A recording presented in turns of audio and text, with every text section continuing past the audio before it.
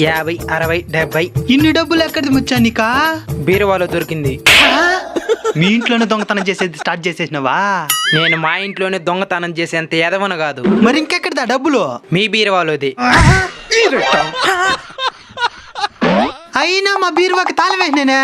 ఎట్టా ఓపెన్ చేసినావు నువ్వు? నువ్వు వేసే తాళాలు చెప్పు. బీరువాకి తాళాలు వేసేది, మళ్ళీ ఆ తాళం చెవును బీరువా పైన పెట్టేది. ఆ మాత్రం దానికి ఎందుకు తాళాలు వేసేది? ఇది చాలా మంది ఇండియన్స్ వీక్నెస్. బీరువాకి తాళం వేస్తాం, ఆ తాళం చెవి మళ్ళీ బీరువా పైన పెడతాం. ఇంతకీ అంత డబ్బు ఎందుకు పోగు చేసినావు మామా? బిజినెస్ చేద్దాం అనుకుంటున్నాను ముచ్చా. బిజినెస్ చేస్తే నష్టాలతో వస్తుంది. బెట్టింగ్ లో పెడదాం. ఏదో సలహాలు ఇయ్యద్దు. ఏం బిజినెస్ చేద్దాం అనుకుంటున్నావా? Food business. అమౌంట్ ఎంత ఉంది? తక్కువే, ఓ 4 లక్షల దాకా పోగు చేస్తున్నాను. 4 లక్షలు చాలా ఎక్కువ. ఎక్కువ?